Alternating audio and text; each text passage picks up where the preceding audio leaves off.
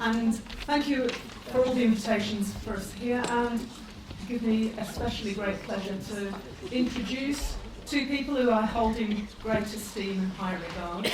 Josefine Wikström, who will be our first speaker, and Marina Vishmidt will be the speaking second.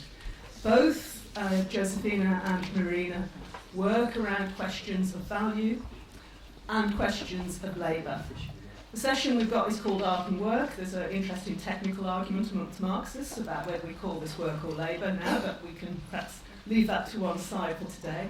And of course the question of value that Marina and Josefine are sort of often engaged in is not quite the variations on the word of value that we've actually addressed in different aspects today. So part of what may add in this session, I don't know what the content of their papers are, but maybe one of the things that will perhaps be introduced into the conversation is certain arguments that derive from the idea of thinking about the form of value or the value form specifically, which Marx talks about in relation to thinking about the forms of value of capital, but is also been thought about quite widely as a homology, in homological terms, or analogical terms if you like, for thinking about wider questions of life and culture, and parallels or homologies are sometimes made between those. So there's yet another conception of value that potentially comes up here.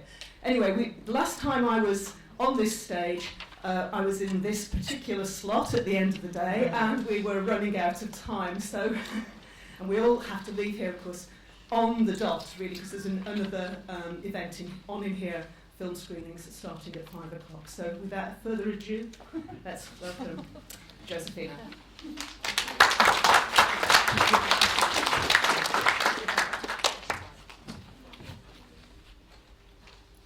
How do I make this into a full screen? Or maybe it's not necessary. Slideshow. Oh yeah. Okay, can you hear me?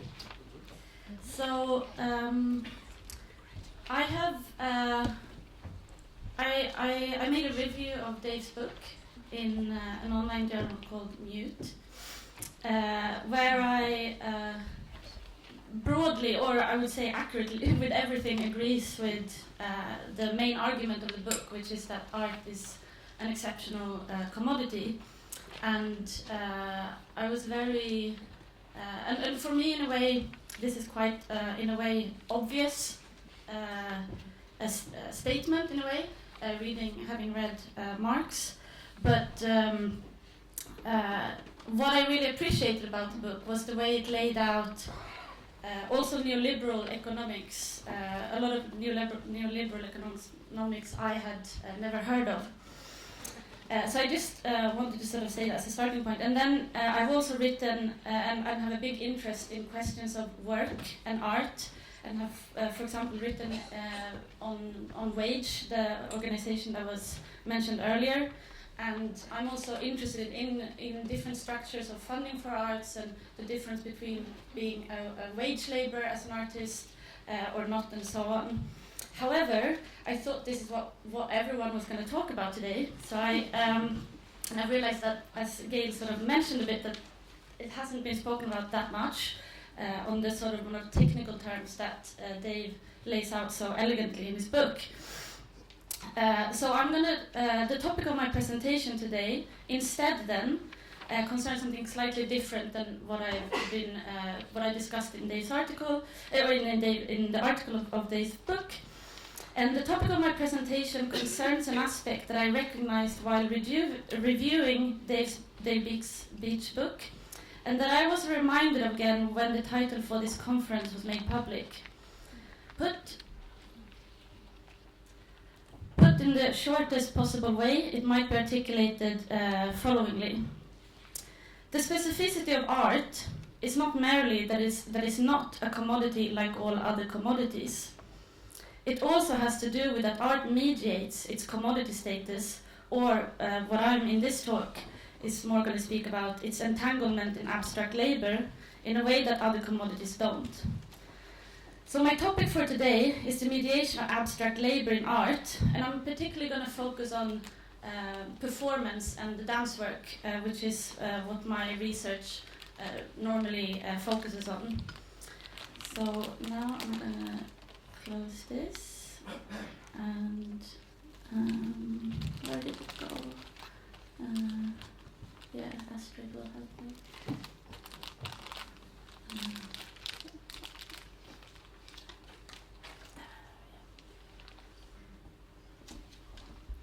So I'm just going to play this because there's no sound. I think I'll just take away the sound because we don't need it. In 1966, Yvonne Rainer performed the solo Trio A as part of the trilogy The Mind is a Muscle. The solo consists of a set of movements in which none is repeated once, and the movements are a mixture of so-called found everyday movements, such as walking, standing, and doing handstands, but also found movements from different dance techniques, such as jazz. Although the movements are fairly placed one after the other, as you can see, into a non-organic, unnatural juxtapositions, the sequence is difficult to perform. So although the movements are fairly simple, because of the way they're being placed next to one another, there's a high complexity in how you perform them. Adding to this complexity of performing it is that there's no change, as you also can see, in the rhythm or the phrasing made between the different movements. So that's, I assume a lot of people have seen this work, so this was just more as a, and I'll just go back to where we were. The slideshow. Oh, I'll just leave it like that. Like much dance works and performance from the early to the mid-1960s, Rainer's entire oeuvre in general, and Trio A in particular, has been discussed in relation to different forms of labor. Catherine Wood's essay on The Mind is a Muscle is one such attempt in which she emphasizes the way in which it presents people, in which it presents dancing images of labor. And I want us to hold to this dancing images of labor. Similar readings have also been made by another 1960s dance artist, Simone Forti's Dance Constructions from 1961, in which she explicitly used a method coming from the theories of division of labor to construct her dances, namely tasking. Theorizations have also been done of the 1970s dance form contact improvisation, invented by the Judson Church dancer Steve Paxton in the 1970s in terms of labor. But whereas Forti's or Rainer's work have been discussed in as performing manual and embodied labor, and therefore seen as a break with forms of alienated labor, contact improvisation with its smooth changes of weight and inseparability of bodies has been said to reflect the precarization and flexibilization of the work in the 1960s. The relation between dance, performance and labor has also been approached more recently in contemporary art practices, and in particular in relation to the contemporary artist's role as a worker. Performance scholar Bojana Kunst has, for example, written about artists working within the performing arts as a particular form of entrepreneur, embodying the performativity of capital in post-industrial times.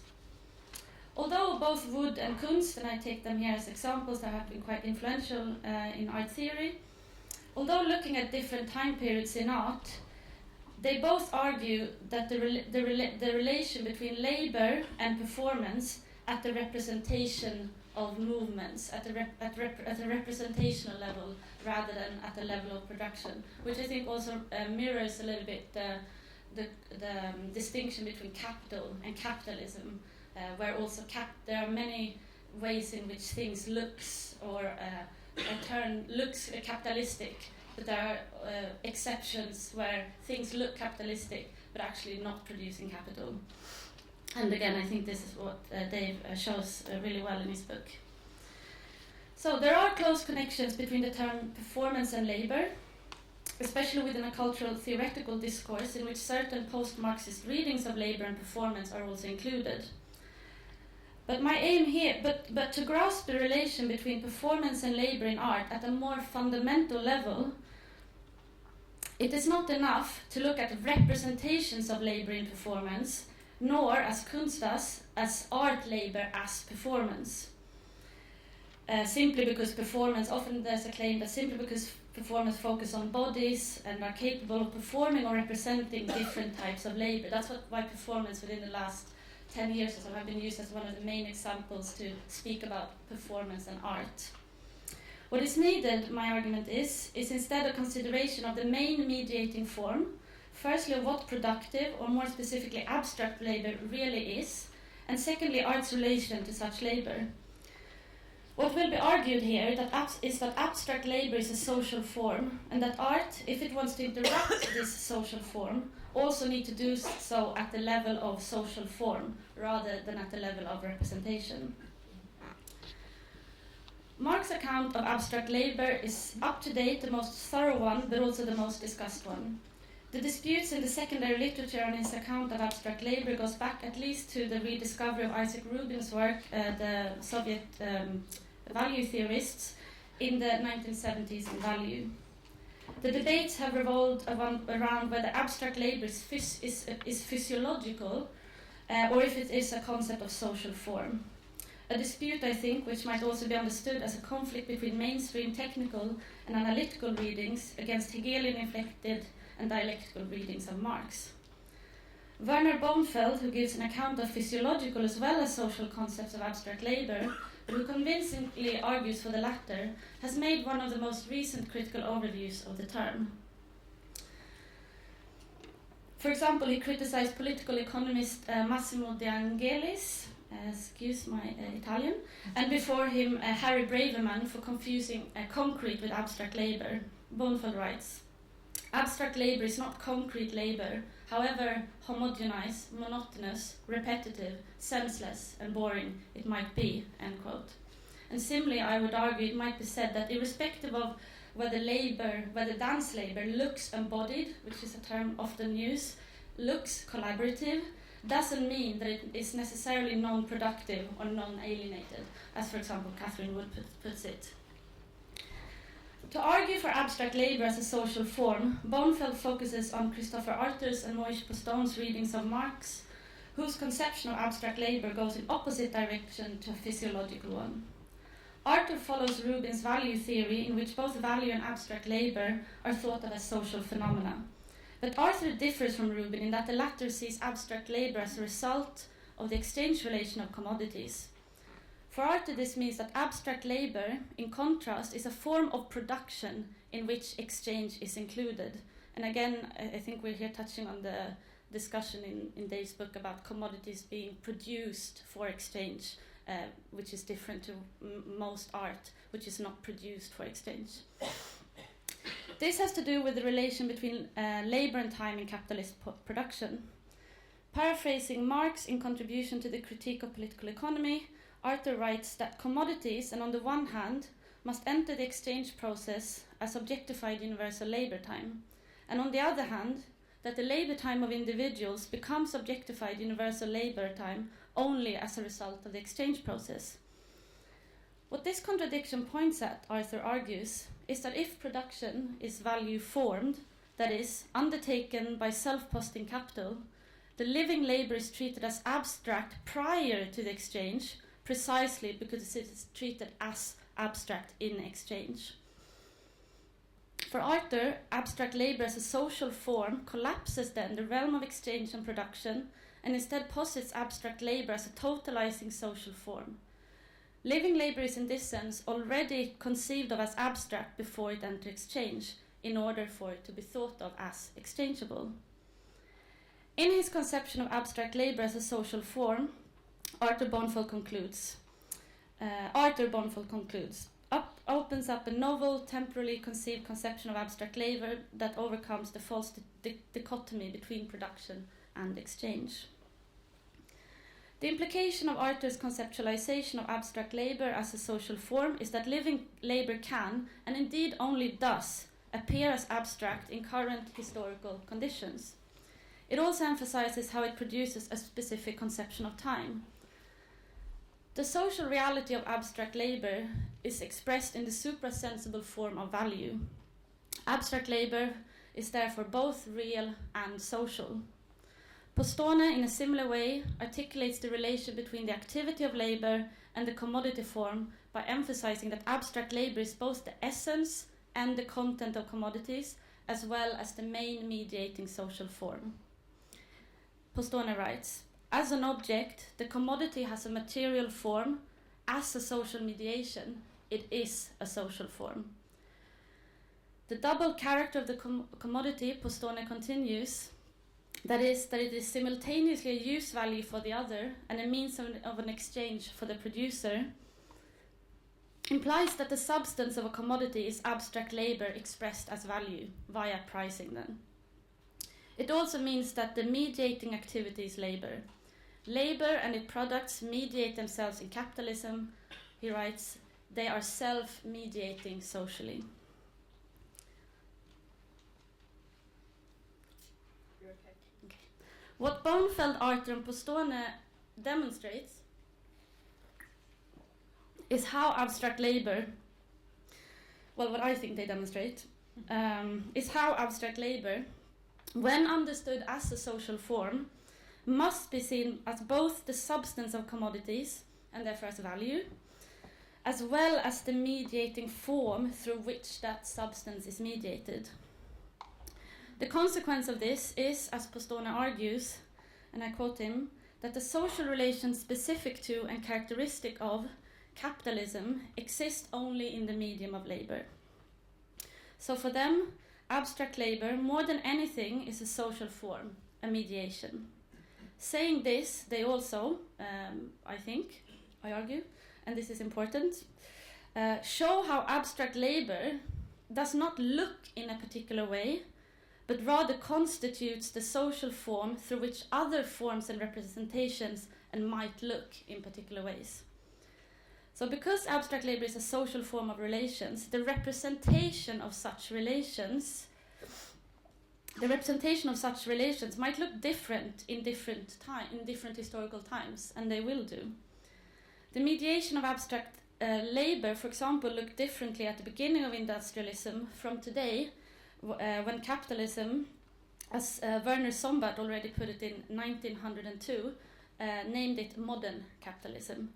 So if we're at high capitalism today rather than late capitalism, as some argue, the mediation of abstract labor looks differently today than what it did 60 years ago. So doing this, these thinkers also demonstrate that abstract labor cannot simply be negated with representations of labor that appear unalienated or looks unproductive, but that it rather needs to be negated at the level of social form. 5 minutes. 5 minutes, okay.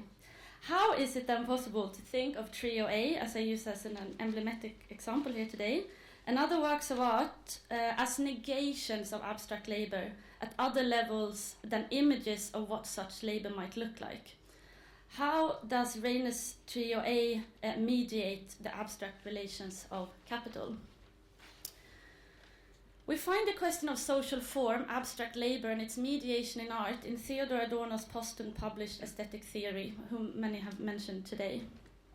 For Adorno, art in its autonomous sense is characterized by its distinctness or separation from life. At least 3 things are important with this. Firstly, this separation, which for Adorno constitutes the ontology of art, operates at different levels, such that it is firstly separated from an empirical reality in a broader sense, separated from society, from the economic production of that society, which is precisely what Dave's book again points at, and the division of labor and the main mediating social form of that society. This separation from reality, society, the division of labor, including technological reproduction, and ultimately the value form in works of art is for Adorno always a dialectical movement of negation and affirmation. This means that reality, society, and the production of value can only be negated by being fully incorporated. So if, as Bonefeld through Arthur and Postone points out, abstract labor is the main mediating social form in capitalist society, art for Adorno is fully incorporated into that main mediating form only by negating it. Secondly, what is important here and for Adorno is that this separation in the artwork is mediated through its social form. He writes at the beginning of aesthetic theory, If art opposes the empirical through the element of form, and the mediation of form and content is not to be grasped without their differentiation, the mediation is to be sought in the recognition of aesthetic form as sedimented content, end quote.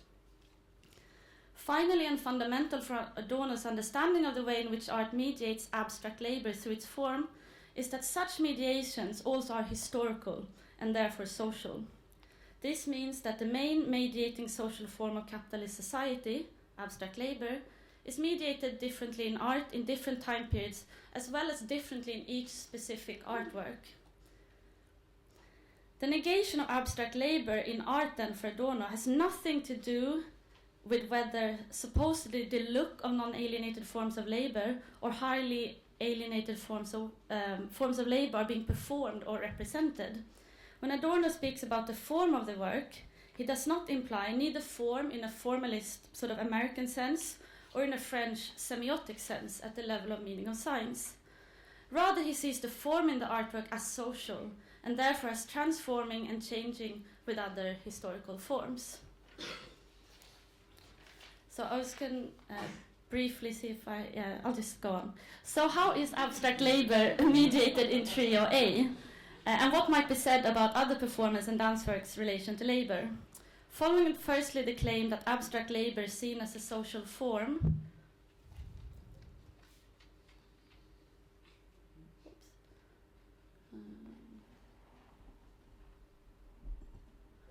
here? Yeah. It's just good if you see the image. Okay. So basically what I wanted to say is that Rainer, in conjunction with performing the piece of Trio A, she also wrote an article where she analyzed Trio A. And what you can find in this article is... here we go.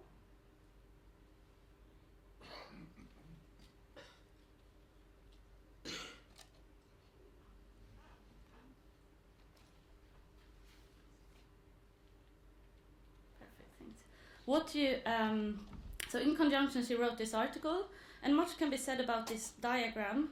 What interests me here is rather the way in which the diagram so explicitly demonstrates how Trio A was built around a number of negations or separations occurring at the level of the form of the work.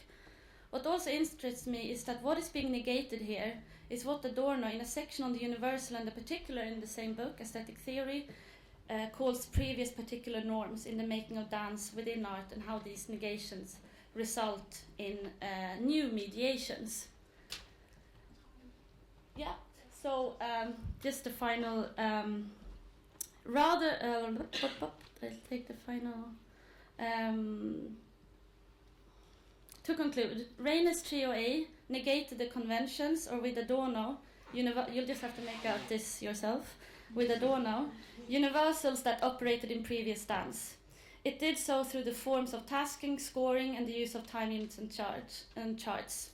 Although these forms resonate with the main mediating social form in capitalist society in which these practices were produced, and although some aspects of Trio A also break with those same forms, they are not abstract because they look like or imitate the forms of abstract labor made in factories, in pin factories, for example, nor are they non-abstract or non-alienated because they look like non-abstract labor, since neither abstract nor non-abstract labor look in any particular way. Rather, Rainer's work is abstract and non-abstract labor at the same time because it negates and through this mediates norms through its form, and so formally separates itself from the society it is inseparable from. Thank you.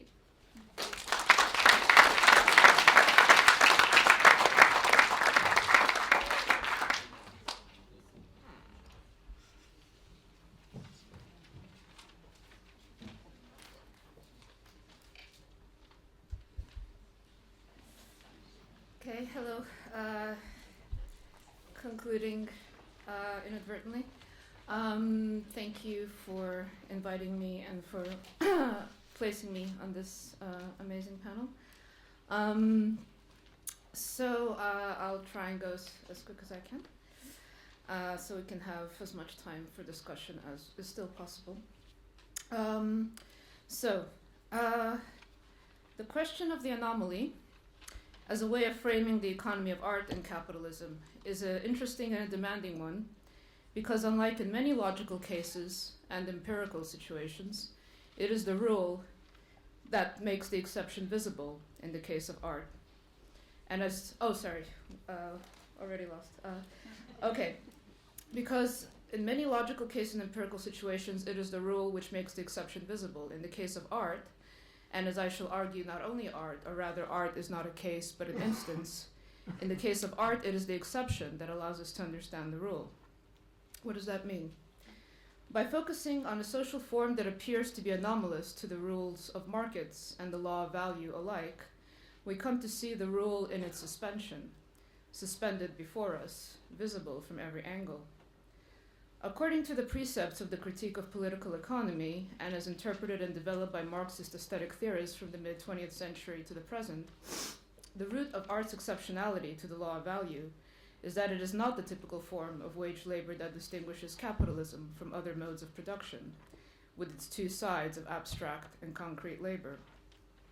It is not industrialized, it is neither fully nor really subsumed, and thus for this reason, because it is not performed or produced under conditions where surplus value is extracted, it does not produce value in the sense of value as abstract, socially necessary, and socially average, equalizable labor time. It can then be proposed this means art has no value, though of course it is a commodity since it can be exchanged for money in the marketplace, and thus it can have a price.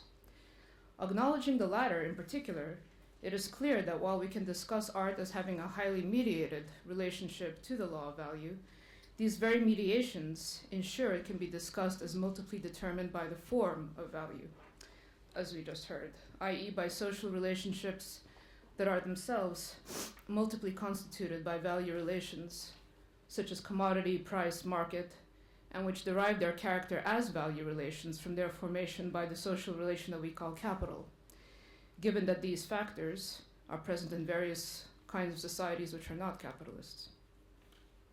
Factors like commodity, price, and market.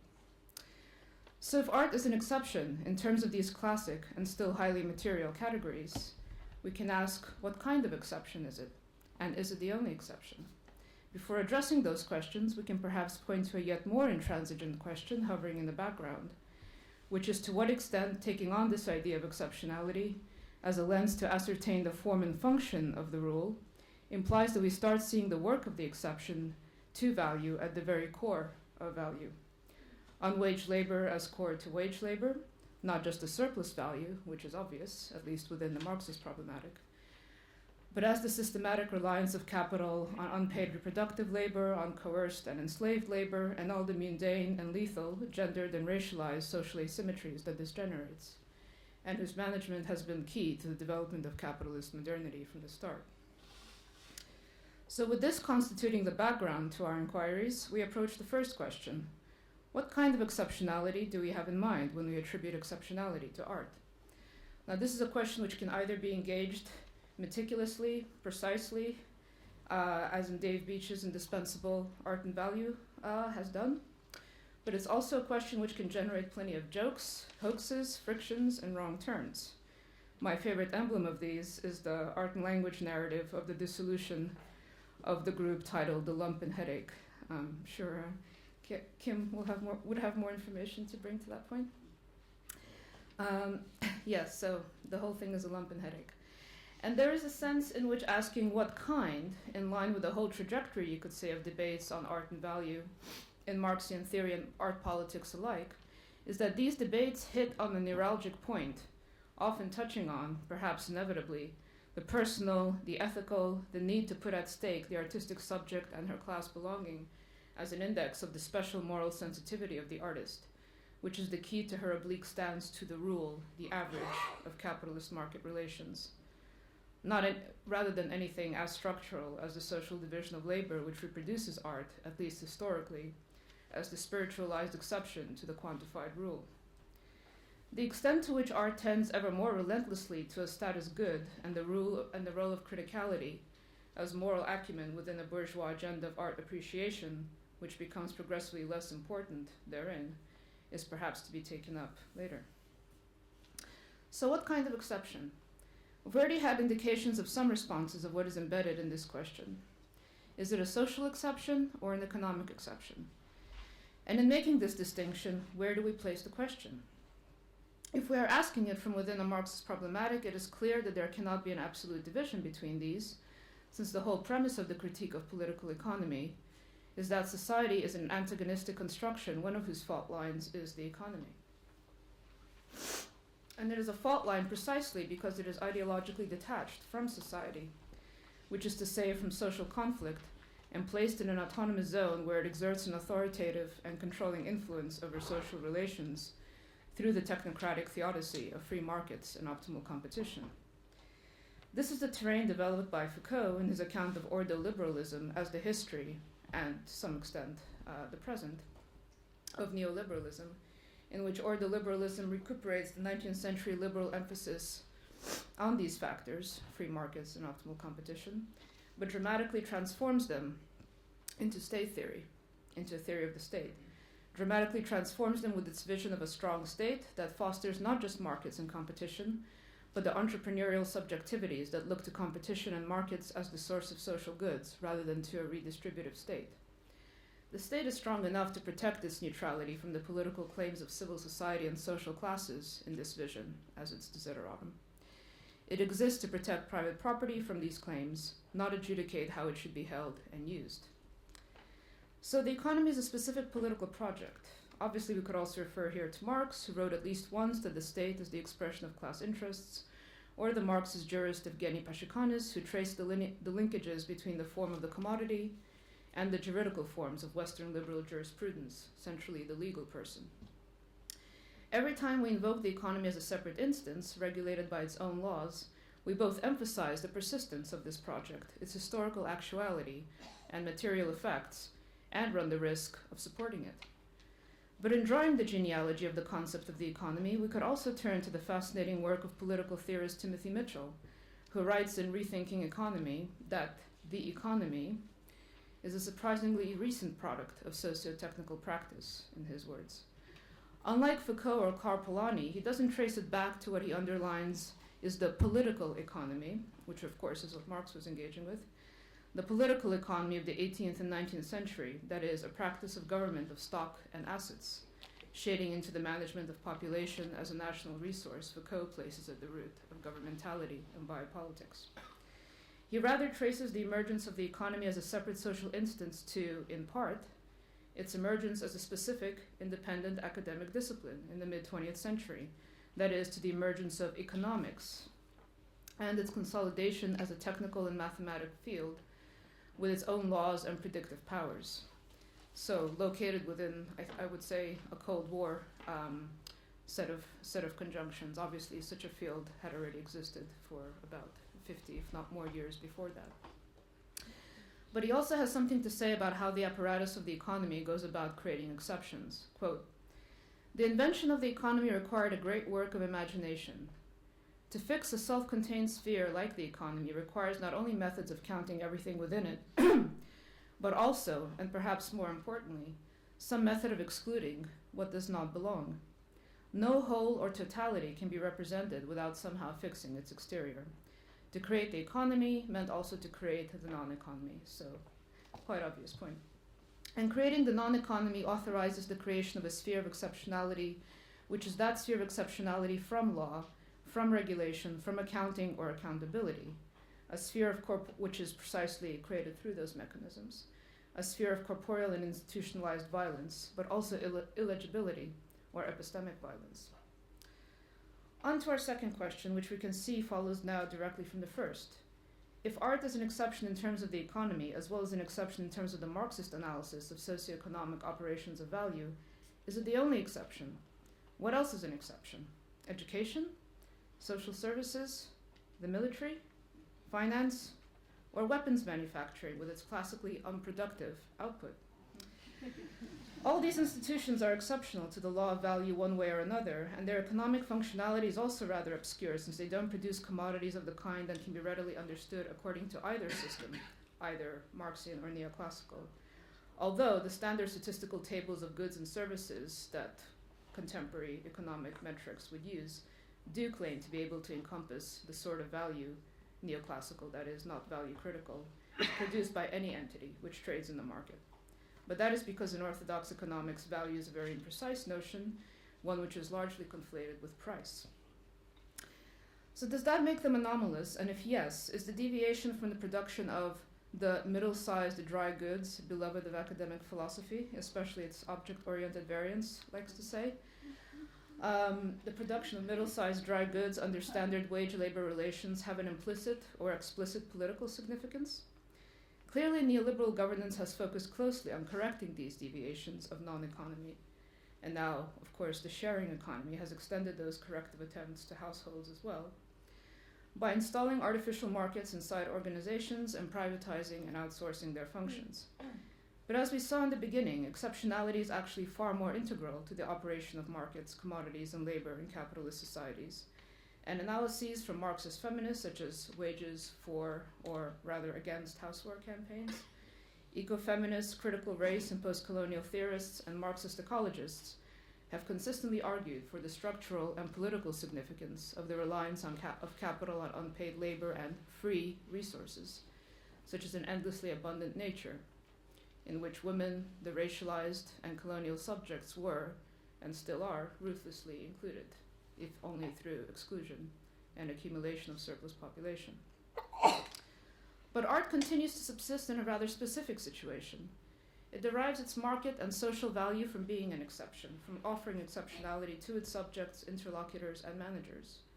It is an oasis of work in an ocean of labor, a space of free creativity or autonomy in the maze of heteronomy, although its entanglement with heteronomy is abiding, from the dependence on the need to recycle accumulated wealth by private individuals and states, to the unmeasured and unwaged labor supporting its infrastructural needs. As an anomaly, it dramatically demonstrates the rule, just as money is like a fluorescent dye that makes labor visible, while as an anomaly, it demonstrates the limits of the rule. Its distance from the strictures of the economy on a daily, experiential basis is important and critically productive, but also, invariably, ambiguous. It is only when this anomaly is connected to the reproduction of the anomalous, as more and more capital's empirical as well as structural law, the expulsions, as Saskia Sassen calls it, and extractions of the current mode of valorization, no less than the violent condensations of ethnic and gender supremacy, such measures, ways of valorizing, rather, entail. It is only when this anomaly is connected to the reproduction of the anomalous that elsewhere in capitalist social relations that the exceptionality develops political traction. The double nature of artistic activity as both free work and free labor is one place to start. It's a trajectory that begins with Kant finding his own peculiar version of double freedom in art, that it be free of quantitative measures, on the one hand, that it's disinterested, and that it be free of ends outside itself, and on the other hand. And, at least to my mind, that finds a kind of conclusion in wage organizer Lisa Soscone's writing that, quote, artists must acknowledge that their labor is not exceptional in its support of and exploitation by multi-billion-dollar industry, while simultaneously putting their exceptionality to work by engaging their own labor on political terms and as a political act. So I'll just finish by flashing up the website of Wage, which it keeps losing the arrow. Oh, it keeps sticking. Oh, there you go. Which, of course, has been mentioned already.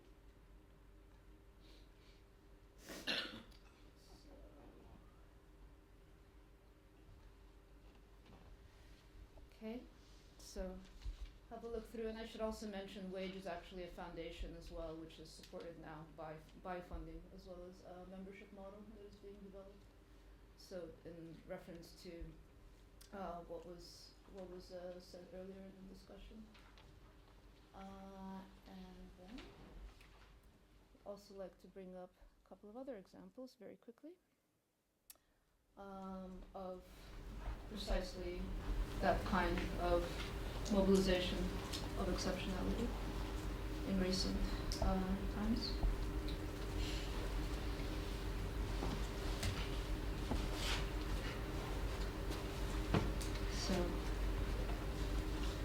and at Artist Space hosted this project for quite a long time. You might have come across it, of course.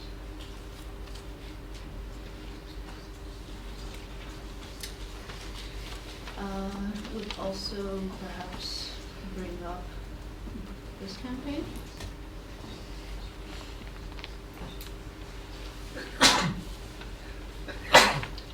Very much about taking the question of artists' working conditions and into the realm of labor organizing and monitoring of the people who build arts institutions on a construction basis.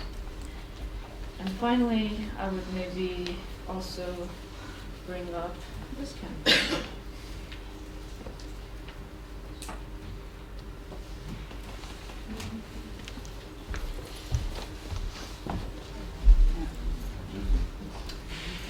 So do have a look. I believe in a previous talk here some years ago, another one of the campaign members extended the invitation for ICA to also sign the boycott pledge. So you can see below. Anyway, thank you very much.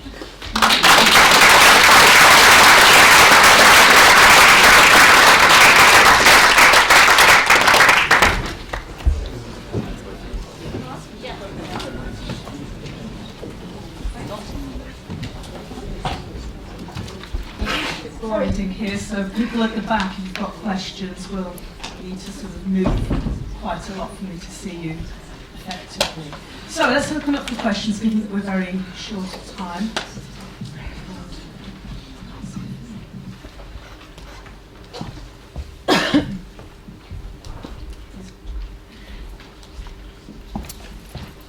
Hi, thank you very much. Those were some great presentations. I have a question for Josefine regarding Trio A. And I'm curious as to what you make of Carrie Lambert-Beatty's chapter, which is titled Mediating Trio A. And she thinks mediation through media studies, I guess, as opposed to, say, Marxian discourses. And she develops an account of Trio A as analogous to the mechanism of the index, the photographic index, insofar as its relation to kind of the broader society. And what I find interesting about that is her reading seems to rely on kind of delimiting the dance to this particular film from 1978, which was produced by Sally Baines and shot in the whitewashed studio of Merce Cunningham. And what I've found is that by focusing intensely on this film, you lose sight of everything that was surrounding the kind of original production of the dance in '66, and also its various contexts through the late '60s. And so I'm curious as to how you situate your reading in relation to, say, all these different performance contexts. Thank you, Tom. So I must confess that I, on purpose, quite often sort of pass around theories like Lambert-Beatty. Yeah, I don't know how to pronounce it. Yeah, but maybe I have read parts of that book, and but I think one thing that's interesting about your question is definitely the problem of showing performance works and relying on films like this one, and obviously there was no time right now to take that into the presentation, but rather to just look at the actual movements, and so maybe that's more like an excuse, and maybe maybe I shouldn't have brought it up since I didn't have time to sort of develop that part.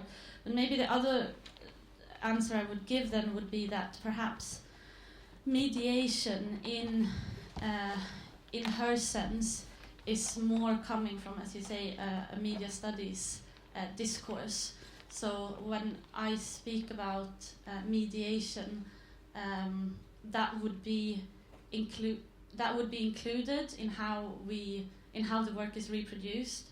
But perhaps I should have emphasized that what the work I was talking about was the original performance at the Judson Church in 1966, and that me being not an art historian, not thinking so much about how to present works of art in presentations like this. So maybe I want to think of the term mediation on a sort of on a broader sense. But thanks for the point. It's really useful. Paper. Thank you. Yeah, thank you. Any more? Yeah, I've got a question.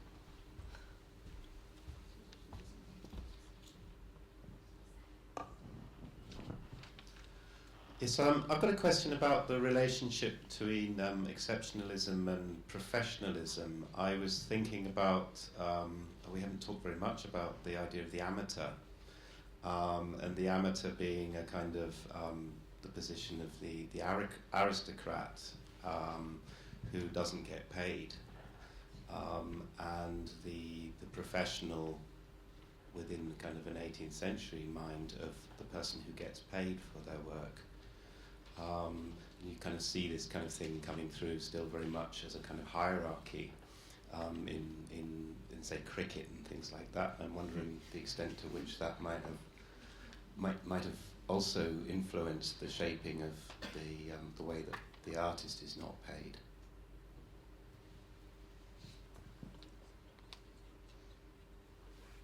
Maybe I could pose a question, perhaps. I don't know whether it perhaps might touch on what you've just said. Specifically for Marina, really, this question. One of the things I was very interested in, the sort of the play-off you're making between rule and exception, and the direction in which you took that was very interesting. That how you put together, in a sense, you basically, as with your argument around reproductive labour and so forth, it's part of a social totality. So the question, in the sense of the structural totality that it exists in, holds it together.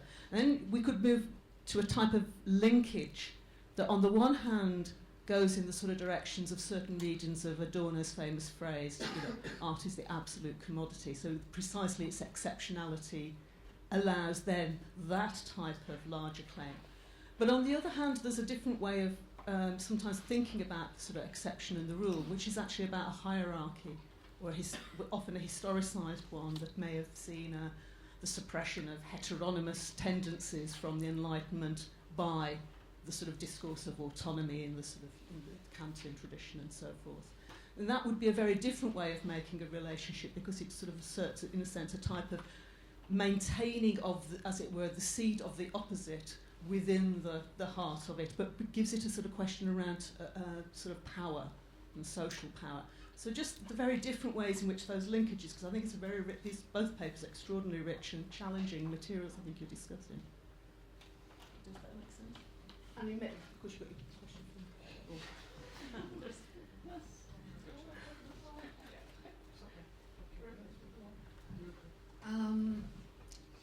yeah, I mean, I can, in a way, what you just said, I kind of wasn't really. I mean, I absolutely agree with kind of the potential of both of those directions. I think in my mind, I haven't been able yet to separate them to the extent where I can address them separately, but I feel that in a way I want to explore both of those tracks, or nested within one another.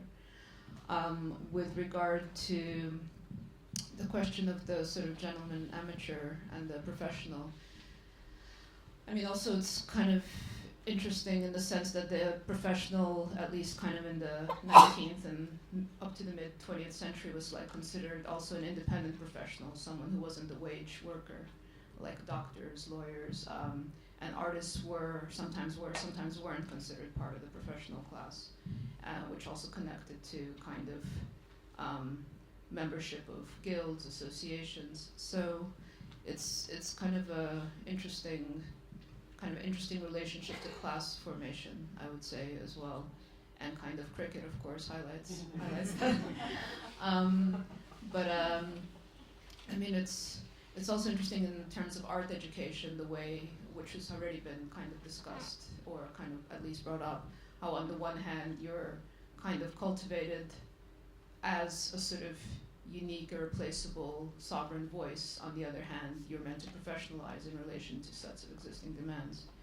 So these things come into sort of particular paradoxical, if normative, increasing have been normative for a while, conjunctions in the way kind of art has been institutionalized and pedagogically mediated, I guess.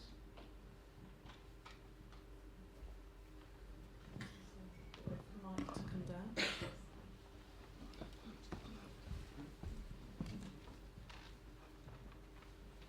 Thanks for both of the presentations and really thought-provoking.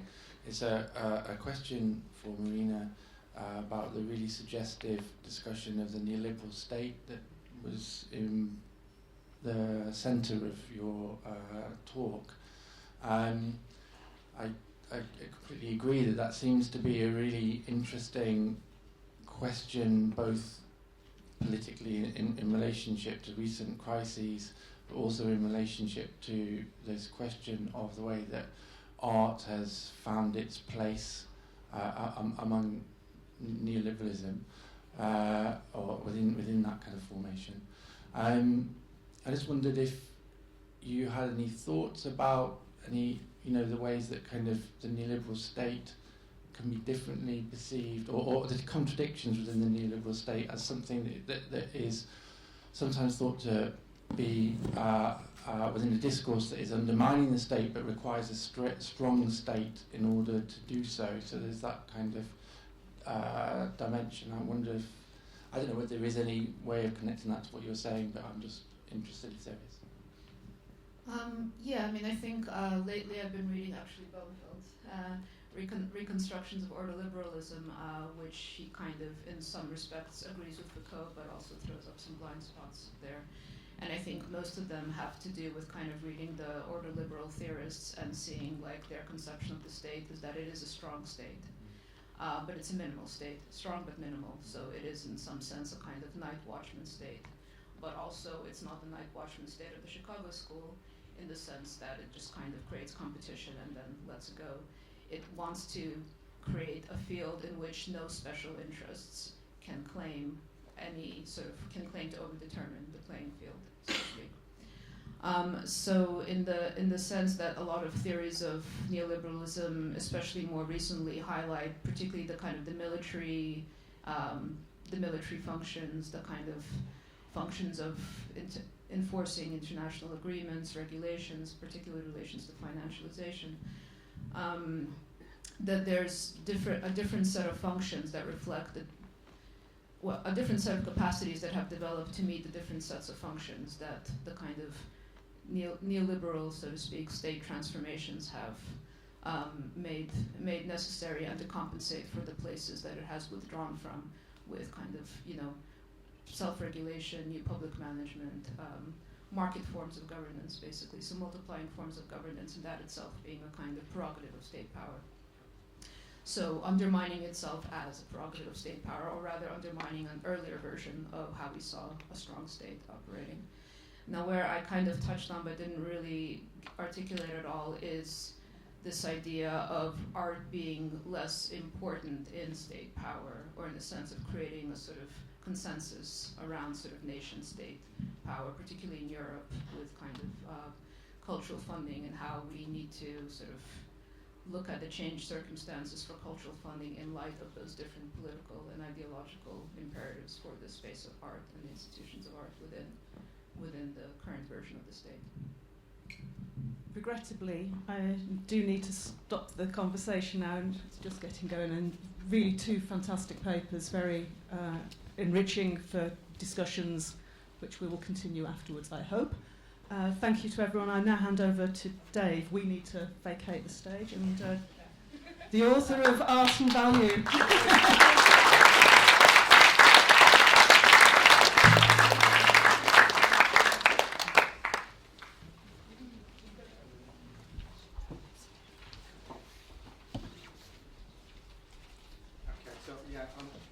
I can't, so sum up what's happened today. This isn't a job for me. I've got, I'm going to come away with a lot of questions, and I've been writing a lot of things down, and I still don't understand it all. And so I've got a lot more work to do. Clearly, hopefully not another book. But I do want to say thank you to Malcolm and Lisa, and I want to say thank you to Astrid and the ICA, and I want to say thank you to all the speakers who've been amazing all day, and to all of the chairs for all of the panels. So the first thing I want to do is to ask for a round of applause for all the speakers and the conveners and the chairs.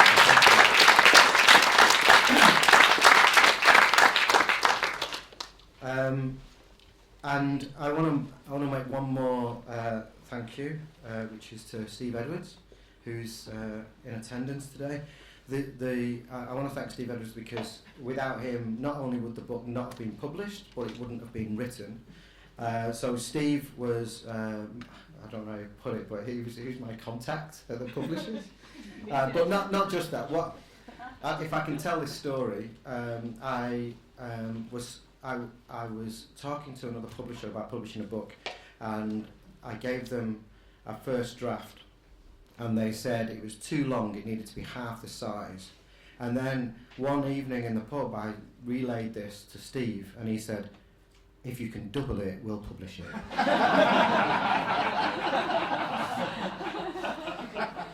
So that sorted that out.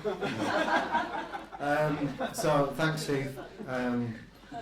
The other little story from Steve is when it was just about to come out, he said, I think I need to warn you, don't get your hopes up. Because this book could just disappear without trace. It's that kind of book. So, if I'd have known then what I know now, then I wouldn't have bought you that drink. Okay, so I only want to respond to one thing because we've run out of time. And it's nothing that any of the speakers have said, it's nothing that any of the chairs said, but there was a question somewhere in the middle of the room, as I remember it, which said, it is correct to say that artistic labour has not been commodified, but artworks are produced for exchange and therefore are commodities. So I just want to make, in the spirit of the book, I just want to make a little correction there. Okay. So, many things were produced for exchange prior to capitalism. So making things for exchange cannot be our sole criterion for determining whether something is a commodity or not. The other thing we need to look at here is whether we're talking about a commodity or a capitalist commodity, and whether we're talking about the production of a commodity or the capitalist production of a commodity. Now, if you're looking for a capitalist production of a commodity, it's not just for exchange. There is a transaction that takes place, beginning with the investment of capital. It begins with the investment of capital. That's what capitalist commodity production is. It starts with capital and it ends with the accumulated capital coming back to the capitalist, realization of accumulated value. All right. So if we don't have the whole process starting with capital and then that being put into forms of exchange such as paying wages and paying for raw materials, and then that coming back to the capitalist in the form of profit, then we're not dealing with capitalist commodity production. All right. So I just wanted to say that. It was bothering me. All right. So, yeah, there will be, part of my heart will always be here because this is how I like to spend my time. But there's also a part of my heart that's already in the bar. So I'm just going to say thank you again to everybody, and everybody who came, and everybody who has paid attention and stayed this long. So thank you all for being here, and I hope you had a wonderful day just like I did.